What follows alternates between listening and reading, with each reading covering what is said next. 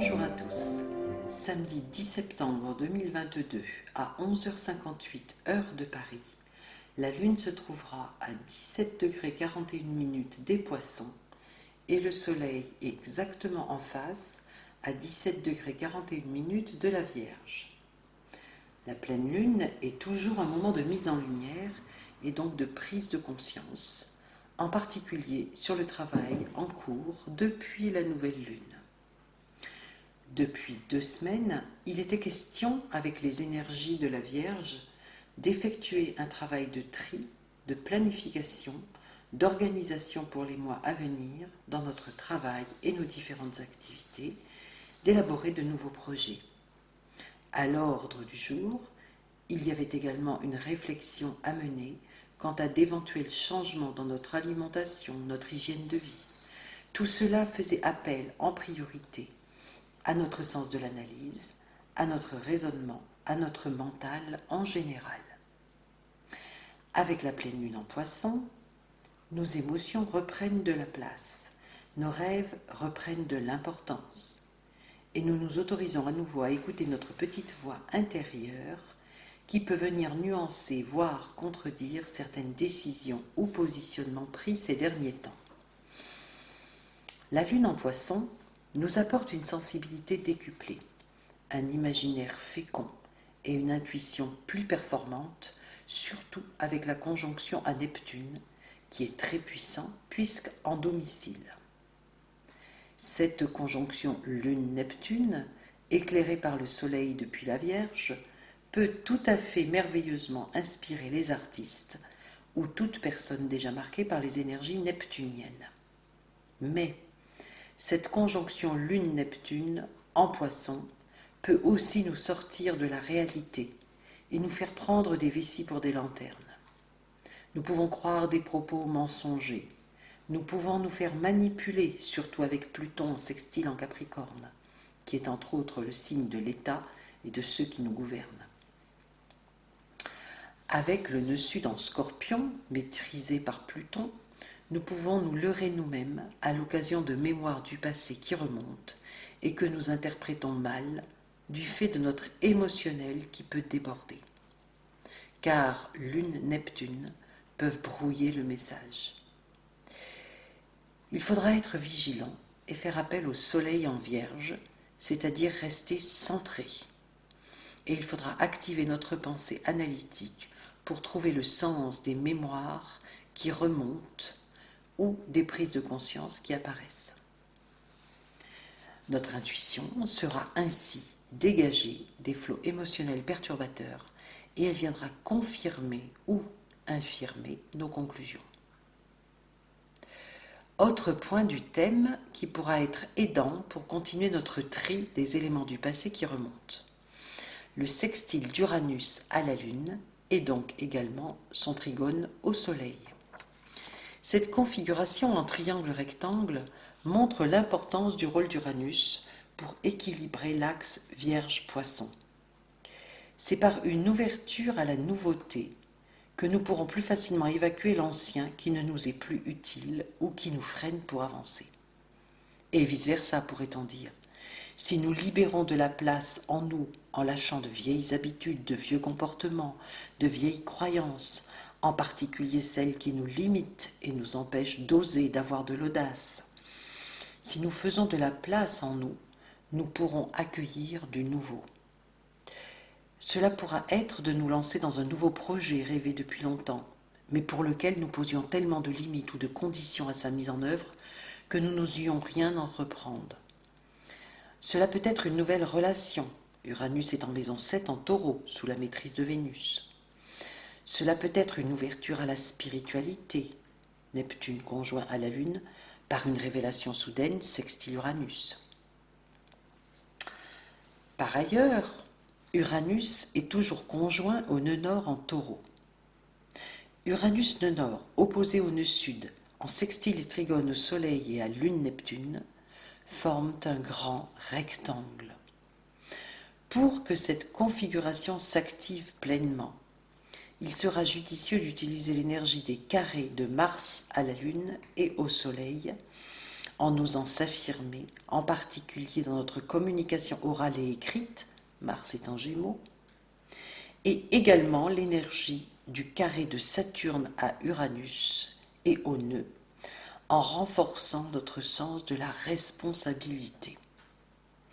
Avec les énergies poissons de cette pleine lune, il peut être plus facile de fuir que de faire face à ses responsabilités, et cela en particulier face à la responsabilité de notre propre parcours.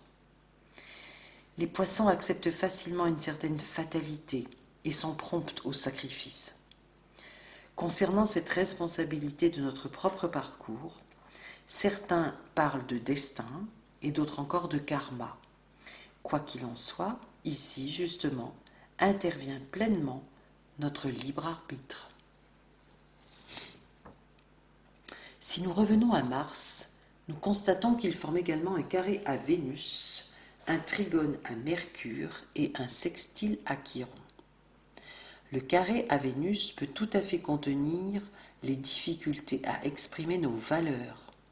Vénus en Vierge, valeurs reformulées ou toutes nouvelles ou anciennes mais toujours d'actualité. Nous pouvons aussi avoir tout simplement des difficultés à exprimer nos sentiments. Le sextile de Mars à Chiron se complète d'un trigone à Mercure et forme donc un triangle rectangle. Mars est bien le vecteur de l'affirmation de notre individualité en cours de révélation de notre singularité, Chiron est en Bélier, et d'expression de celle-ci dans des formes artistiques et harmonieuses, Mercure est en Balance.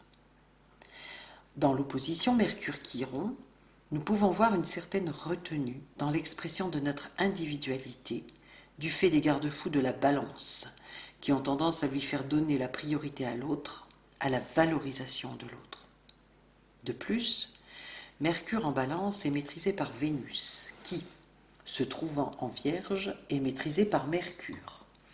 Ces deux planètes sont dites ici en réception mutuelle. Vénus est chez Mercure et Mercure est chez Vénus. Cela témoigne d'une interdépendance de leurs énergies.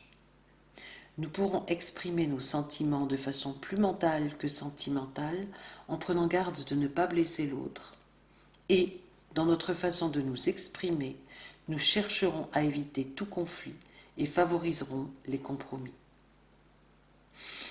Il est à noter que Vénus forme un aspect de quinconce avec Jupiter, ce qui indique une tension dans l'expression de nos valeurs et de nos sentiments, car Jupiter en Bélier est une énergie d'amplification dans notre volonté d'action singulière, d'action autonome, indépendante et libre. Et Vénus en Vierge est dans la retenue et dans la mesure. Mais l'énergie de Jupiter trouve à davantage s'exprimer dans le triangle rectangle qu'il forme avec Mercure et la Lune noire. La Lune noire en Lion est la pierre angulaire de cette configuration. Il est question de pouvoir sur les autres, ou d'un pouvoir que l'on subit, ou bien d'un manque d'estime et de confiance en soi, qui appelle sans cesse la flatterie, le besoin d'être admiré et reconnu à travers un talent créatif. Jupiter en Trigone vient amplifier ces ressentis, et Mercure en sextile nous aide à mettre des mots sur ce mal-être. L'opposition de Mercure à Jupiter aide à contenir l'amplification jupitérienne. Notons que tous les protagonistes sont rétrogrades. Nous sommes avant tout dans un travail intérieur. Par contre, Vénus, qui forme un semi-sextile avec la Lune noire, est directe.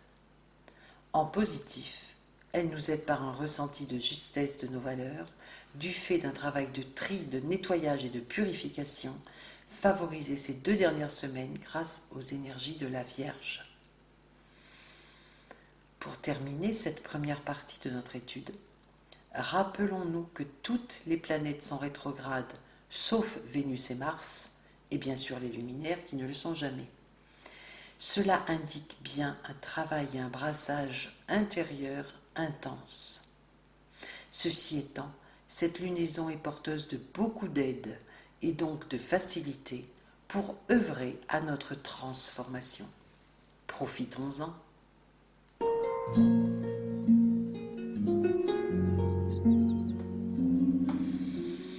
Avant de poursuivre cette étude par le symbole sabian de cette pleine lune et les cartes du tarot correspondantes, je vous propose d'évoquer les mythes en résonance avec le signe des poissons, afin de mieux ressentir ce que peut représenter la lune dans ce signe.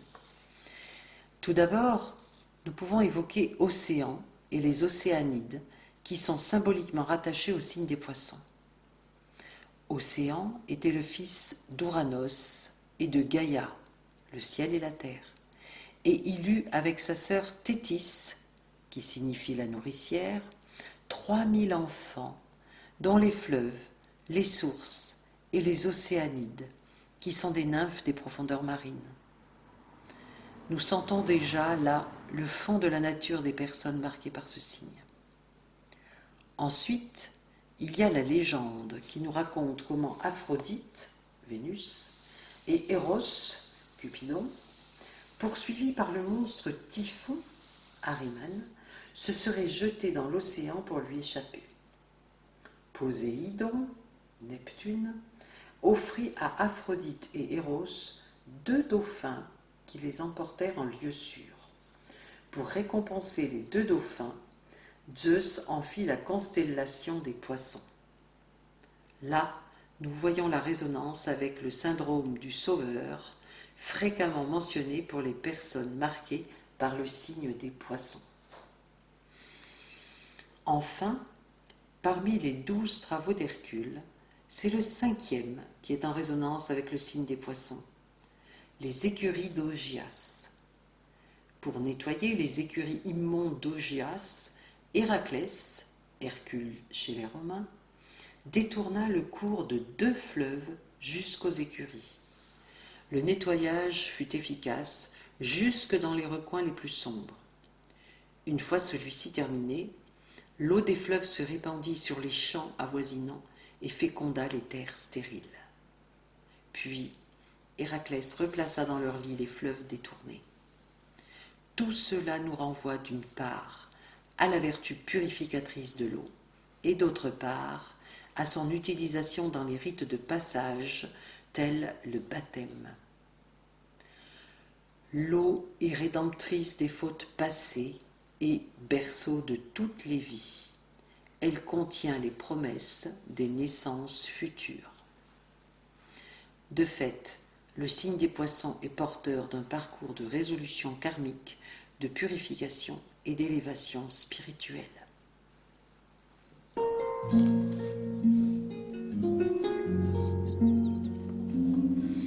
Regardons maintenant le symbole sabian de cette pleine lune. Pour une position à 17 degrés 41 minutes, nous regardons le 18e degré. Le 18e degré des poissons est intitulé « Sous un chapiteau immense, les habitants d'un village assistent à un spectacle extraordinaire. » La dominante est l'attrait collectif qu'exerce une manifestation et où un discours passionnant est bien orchestré.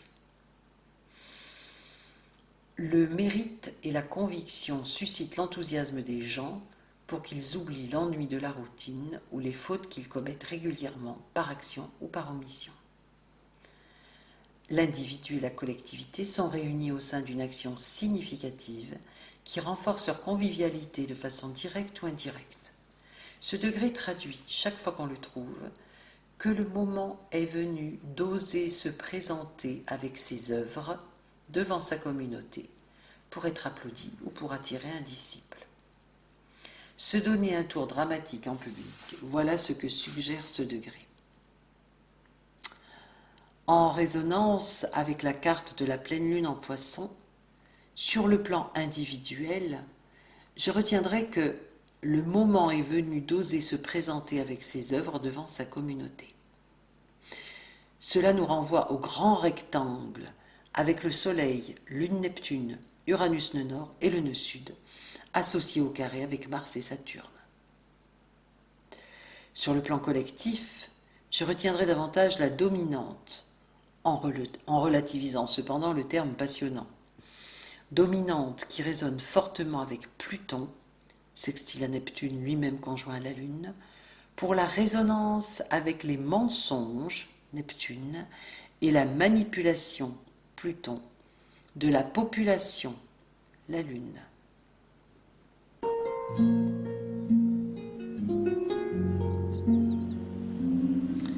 Pour terminer cette étude, regardons brièvement du côté de la numérologie et des arcanes du tarot. La date de cette pleine lune, 10-09-2022, nous donne 7 ou 16 selon la méthode de réduction utilisée. Cette pleine lune est donc en résonance avec le chariot et la maison Dieu. Le message de la maison Dieu pour cette pleine lune est de bien nettoyer en nous, de bien évacuer tout ce qui n'est pas authentique et juste, sinon nous serons foudroyés.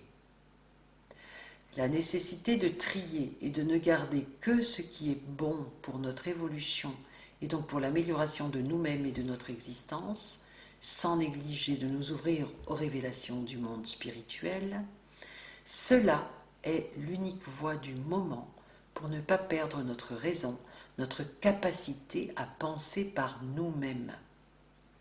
Il faut nous défaire de tous les endoctrinements et de tous les lavages de cerveau pratiqués par les médias du système aux ordres de ceux qui nous gouvernent. Sur l'arcane, seul le haut de la tour est foudroyé, ce qui correspond à notre tête et donc à notre pensée. Quant au chariot, il nous montre le but à atteindre ou du moins à viser. Il est question de victoire, sur nous-mêmes avant tout autre. De victoire quant à notre processus d'individuation. Le personnage est maître de lui-même. Il n'a pas besoin de tenir de règne. Il est maître de son chemin et il est libre. J'arrête là l'étude de cette pleine lune et vous remercie pour votre écoute. Je vous souhaite une très belle pleine lune. À bientôt.